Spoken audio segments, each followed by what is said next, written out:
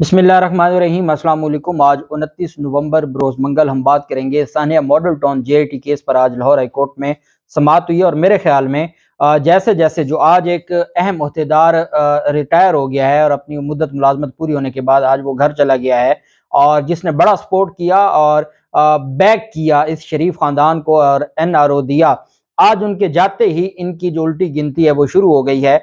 आज Lahore high court में तकरीबन सवा घंटा आर्गूमेंट्स हुए शरीफ खानदान के वकील की जानिब से, और अब शरीफ खानदान की जानिब से दरख्वास्त गुजारों की जानिब से। दरख्वास्त गुजार दो कांस्टेबल हैं, लेकिन बेसिकली शरीफ खानदान ही है। पहले आजम नज़ीर तारड़ साहब इस केस को लेके चाह रहे थे, फिर उसके बाद अब फरहाद अली शाह एडवोकेट साहब अदालत में पेश हुए।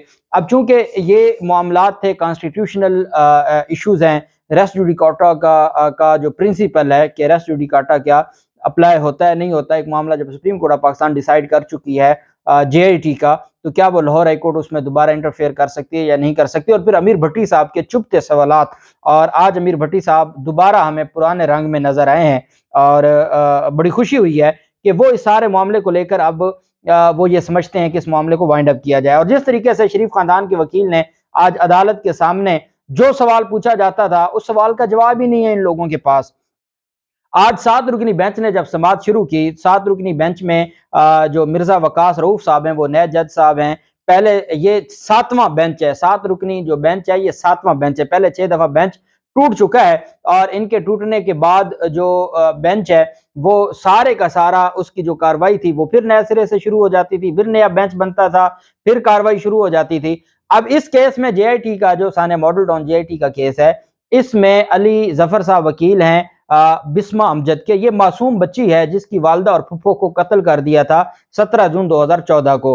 वो उसकी दरखास्त पर ये जेआईटी बनी थी। उन्होंने जो ह्यूमन राइट्स सेल है उसमें सुप्रीम कोर्ट के ह्यूमन राइट्स सेल में दरखास्त दी, जिस पर साकिब निसार साहब ने उसको नोटिस लिया था। 5 रुकनी बेंच बना था और उस पर फिर पंजाब हुकूमत, जो उस्मान बुज़दार की पंजाब हुकूमत थी, उसने कहा कि हम जेआईटी बना देते हैं और हम ये समझते हैं कि इस मामले को अच्छे तरीके से इन्वेस्टिगेट होना चाहिए। वो जेआईटी बन गई, उस जेआईटी ने काम शुरू कर दिया। नवाज शरीफ से कोट लखपत जेल में, उस वक्त नवाज शरीफ जेल में थे, उनसे बयानात कलम बंद किए। शहबाज शरीफ से बयानात कलम बंद किए। हमजा शहबाज, राना सनाउल्लाह, मुश्ताक सुखेरा और तमाम जो मुलजमान हैं उन तमाम के बयानात कलम बंद करने के बाद जब वो जेआईटी अपनी जो रिपोर्ट है वो सबमिट करवाने जा रही थी, तो फिर उनको रोक दिया गया। लाहौर हाई कोर्ट में दो मुलजमों की तरफ से जो कांस्टेबल हैं उनकी जानिब से दरखास्तें दायर करके, उनकी दरखास्तों में आजम नज़ीर तारड़ साहब जैसा जो करोड़ों रुपए फीस लेने वाले वकील हैं, वो दो कांस्टेबल, अब सबको पता है कि पीछे इसका इस जेआईटी का सबसे बड़ा जो एग्रीव्ड है वो तो शरीफ खानदान था। शरीफ खानदान ने उन दो को आगे करके दरखास्त दायर कर दी और उस पर जो 3 रुकनी बेंच था उन्होंने स्टे ऑर्डर जारी कर दिया। सुप्रीम कोर्ट के 5 रुकनी बेंच के सामने एक मामला आया और स्टे ऑर्डर जारी हो गया। आज जब और इसमें फिर आजम नज़ीर तारड़ साहब बहस कर चुके थे और सिर्फ रिजॉइंडर पेश करना था कि उसके बाद फिर एक जज साहब छुट्टी पर चले गए, एक जज साहब मौजूद नहीं थे और ये मामला फिर रजीम चेंज ऑपरेशन हुआ और जो प्रायोरिटीज हैं अदालतों की वो तब्दील हो गई और जो पॉलिटिकल केसेस आना शुरू हो गए और मामला कहीं और चले गए और बदकिस्मती से ये मामला 7 माह तक डिले का शिकार रहा। फिर उसके बाद जब ये केस मुकर्रर होता है तो आजम नज़ीर तारड़ साहब की हद तक तो कोई पेश ना हुआ और अब उन्होंने फरहाद अली शाह एडवोकेट को अदालत में पेश किया। फरहाद अली शाह एडवोकेट साहब ने अदालत में जब आर्गूमेंट शुरू किए तो उस पर सबसे पहला जो सवाल था अमीर भट्टी साहब का। अमीर भट्टी साहब ने कहा आप सुप्रीम कोर्ट का ऑर्डर पढ़ें। सुप्रीम कोर्ट का ऑर्डर पढ़ा। उन्होंने कहा कि जो सुप्रीम कोर्ट ने 2018 में फैसला दिया था, 5 रुकनी बेंच था, उस 5 रुकनी बेंच के सामने आप तमाम के तमाम जो नवाज शरीफ से लेकर तमाम जो बाकी मुलजमान हैं तमाम के कौंसल अदालत में मौजूद थे और सुप्रीम कोर्ट ने 5 रुकनी बेंच बनाया। सुप्रीम कोर्ट ने 5 सवालात लिखे और सुप्रीम कोर्ट ने कहा इन 5 सवालों पर हम लार्जर बेंच बनाते हैं, 5 रुकनी बेंच, और वो इनके जवाब देखेगा कि क्या इस स्टेज पर जेआईटी बन सकती है, क्या जेआईटी बनना जरूरी है, क्या ये जो दरखास्त है इसको मंजूर होना चाहिए या नहीं होना चाहिए।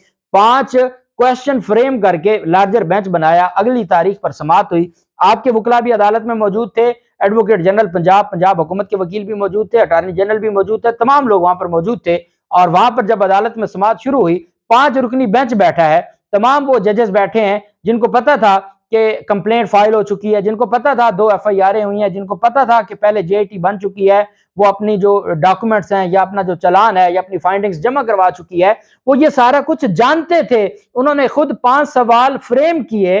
وہ 5 سوال فریم کرنے کے بعد یہ سارا کچھ جانتے بوجھتے ہوئے کہ جی پرائیویٹ کمپلینٹ بھی فائل ہو چکی ہے، کیس کس سٹیج پر ہے، کتنے گواہ اپنے بیانات قلم بند کروا چکے ہیں، سارا کچھ جانتے بوجھتے ہوئے انہوں نے عدالت میں جب کیس پر سماعت شروع کی اور ایڈوکیٹ جنرل پنجاب سے کہا کہ جب اینٹی ٹیررزم ایکٹ آپ کو اس بات کا پابند کرتا ہے اور آپ کو اختیار بھی دیتا ہے کہ جو صوبائی حکومت ہے وہ بنا سکتی ہے JIT، تو آپ کیوں نہیں اس معاملے کو، اگر وہ بچی یہ چاہتی ہے، معصوم بچی یہ چاہتی ہے کہ اس کی والدہ اور پھپھو کو قتل کیا گیا ہے، تو اور وہ یہ سمجھتی ہے کہ جو پہلی تفتیش ہے وہ میرٹ کے اوپر نہیں ہوئی، وہ جانبدار تھی، غیر جانبدار نہیں تھی، تو آپ کو کیا مسئلہ ہے؟ انہوں نے کہا جی میں اس پر وزیر اعلیٰ پنجاب سے مشاورت کر لوں، میں عدالت کو بتا دیتا ہوں. تمام لوگ راضی ہو گئے، ٹھیک ہے جی وزیر اعلیٰ پنجاب سے مشورہ کر لیں. عثمان بزدار کو وہ فون کرتے ہیں، عثمان بزدار کہتے ہیں ہمیں کوئی اعتراض نہیں ہے، JIT بنا دی جائے. تو ایڈوکیٹ جنرل پنجاب آ کے عدالت میں بیان دے دیتے ہیں. امیر بھٹی صاحب نے کہا کہ ایڈوکیٹ جنرل بیان دیتے ہیں، سپریم کورٹ کہتی ہے کہ یہ جو ہمارے پاس پروسیڈنگز تھیں جو پچھلے فیصلوں کو مد نظر رکھتے ہوئے، اس میں جو آنریبل آصف سعید کھوسہ صاحب بیٹھے تھے، تمام جو کرمنل لا کے ایکسپرٹ بیٹھے تھے، ان کو پتا تھا کہ کیس یہ ہے، یہ سوال ہم نے فریم کیے، استغاثہ فائل ہو چکا ہے، جو تفتیش پہلے مکمل ہو چکی ہے، چلان جمع ہو چکے ہیں، اور یہ اگریو تھے اس چلان کے کہ JIT نے رپورٹ درست نہیں دی. یہ چلے گئے استغاثہ میں 55 گواہان نے اپنے بیانات قلم بند کروا لیے. کیا اس سٹیج پر دوسری JIT بن سکتی ہے؟ نہیں بن سکتی. کیا یہ معاملہ ری انویسٹیگیٹ ہو سکتا ہے؟ نہیں ہو سکتا. یہ سارے سوال امیر بھٹی صاحب نے کہا کہ یہ سارے سوال مائنڈ میں تھے اس بینچ کے، اور اس بینچ نے کہا کہ چونکہ اب پنجاب حکومت کی جانب سے یہ کہہ دیا گیا ہے کہ ہم نئی JIT بنانا چاہتے ہیں یا بنانے میں ہمیں کوئی اعتراض نہیں ہے، تو اس کا مطلب ہے کہ جو ہمارے پاس پروسیڈنگ چاہ رہی تھی، فیصلے میں لکھا کہ یہ پروسیڈنگز فروٹفل ہو گئیں، کہ ان کا مقصد پورا ہو گیا. اب جب ورڈ فروٹفل آ گیا ان پروسیڈنگز کے حوالے سے، تو اس کا مطلب یہ ہے کہ سپریم کورٹ یہ سمجھتی تھی کہ جو ہمارے پاس کیس تھا، جو کوسچن آف لا تھے، وہ جب دوسری پارٹی، یہ ساری ری انویسٹیگیشن کے معاملہ ہو سکتا یا نہیں ہو سکتا. امیر بھٹی صاحب نے کہا یہ تب تک ریلیونٹ تھا جب جنہوں نے JIT جن کے پاس اختیار ہے وہ اس کے اوپر آبجیکشن کرتے، جن کا اختیار ہے، جن کو قانون نے بار نہیں کیا کہ وہ کب بنا سکتے ہیں کب نہیں بنا سکتے، کتنی JITs بنا سکتے ہیں، جب ان کو قانون نے کہیں بار نہیں کیا، روکا نہیں ہے، اور جس کا اختیار ہے وہ کہہ رہے ٹھیک ہے جی ہم بنا دیتے ہیں، تو معاملہ ختم ہو گیا. اس وجہ سے پروسیڈنگز فروٹفل کہہ کے ڈسپوز آف کر دیا. امیر بھٹی صاحب نے کہا آپ کے وکیل وہاں کھڑے تھے، اگر آپ کو اعتراض تھا تو آپ وہاں پہ احتجاج شروع کر دیتے کہ جناب ایڈوکیٹ جنرل پنجاب کے بیان کی روشنی میں آپ کیسے اس کو ڈسپوز آف کر سکتے ہیں، کیسے آپ JIT بنانے کی جو ڈائریکشن ہے دے سکتے ہیں. اب ہمیں تو سنیں، اس سٹیج پر JIT نہیں بن سکتی، قانون یہ کہتا ہے، ری انویسٹیگیشن کا قانون یہ کہتا ہے، پولیس آرڈر یہ کہتا ہے، ٹرانسفر آف انویسٹیگیشن یہ ہے.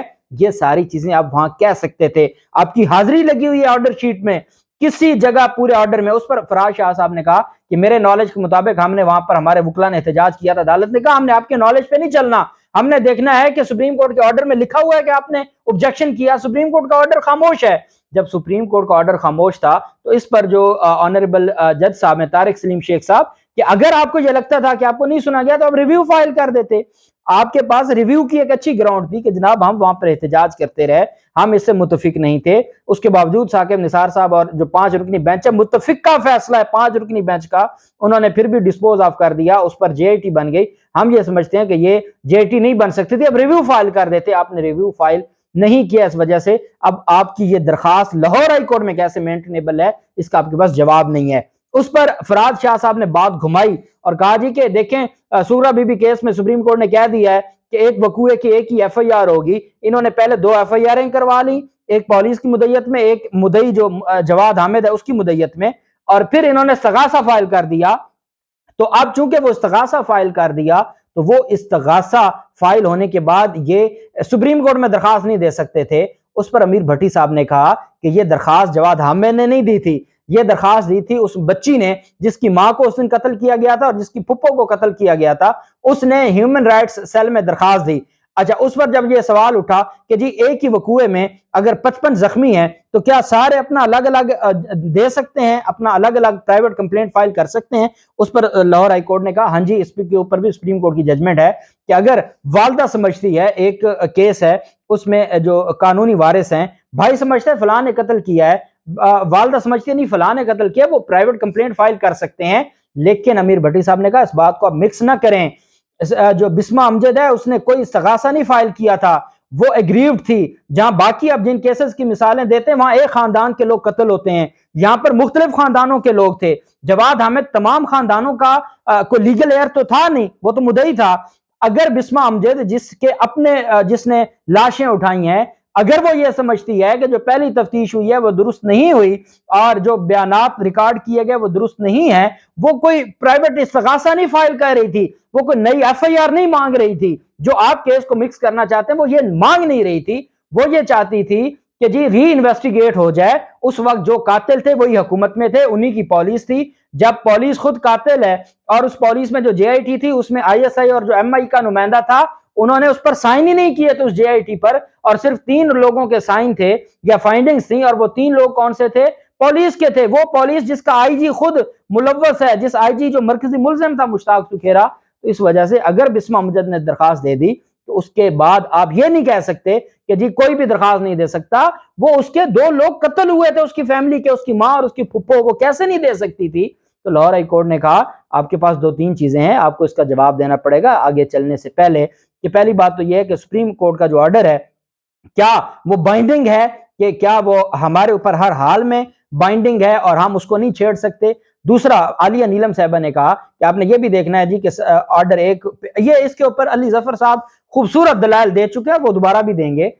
کیا یہ ایک لائن کا ورڈ ہو تو کیا اس ایک لائن کا آرڈر ہو تو کیا اس کی بھی وہی حیثیت ہوتی ہے؟ علی ظفر نے کہا تھا ایک لفظ ہو نا، بیل ڈسمس، تو آرڈر ہے اور وہ بائنڈنگ ہے اور آپ اس کو چھیڑ نہیں سکتے۔ ہائی کورٹ کی، سپریم کورٹ کے آرڈر کو چھیڑنے کی اوقات نہیں ہے قانونی طور پر۔ یہ باتیں علی ظفر صاحب پہلے کہہ چکے ہیں۔ بہرحال فراز شاہ صاحب نے کہا جی اتنے زیادہ سوال ہو گئے ہیں تو ابھی تو میری تیاری صحیح نہیں ہے، تو مجھے کچھ ٹائم دے دیں تو میں اس ٹائم میں پھر آپ کو اسسٹ کرتا ہوں۔ عدالت نے کہا پہلے ہم نے آپ کو 15 دن کا ٹائم دیا تھا، انہوں نے کہا نہیں جی مہربانی کر کے اگلے ہفتے کے لیے رکھ لیں تو میں اس کے اوپر آپ کو اسسٹ کرتا ہوں۔ عدالت نے کہا اگلے ہفتے کے لیے کوئی نہیں ہے، اب ہم نے اس کیس کو ڈیسائیڈ کرنا ہے، بہت ٹائم گزر چکا ہے، پرسوں کی تاریخ ہے، جمعرات کا دن ہے، آپ اپنی تیاری کر کے ہیں، یہ 3-4 سوالوں کے جواب دیں، پھر ہم علی ظفر صاحب سے پوچھیں گے اور پھر ہم اس کو فیصلہ کریں گے۔ تو یہ آج کی سماعت کا حوال تھا، بہت اہم سماعت تھی آج کی، اور انشاءاللہ جاتے ہوئے ان کے جانے کے بعد اب امید دوبارہ لگ گئی ہے، اور آج کیس میں وہی ہمیں چیزیں نظر آنے لگی ہیں جو رجیم چینج آپریشن سے پہلے جو ایک بالکل درست سمت پر کیس جا رہا تھا، الحمدللہ آج وہی نظر آنے لگا ہے۔ اللہ پاک پاکستان کامیاب و ناصر ہو۔ بہت شکریہ، اللہ حافظ، پاکستان زندہ باد۔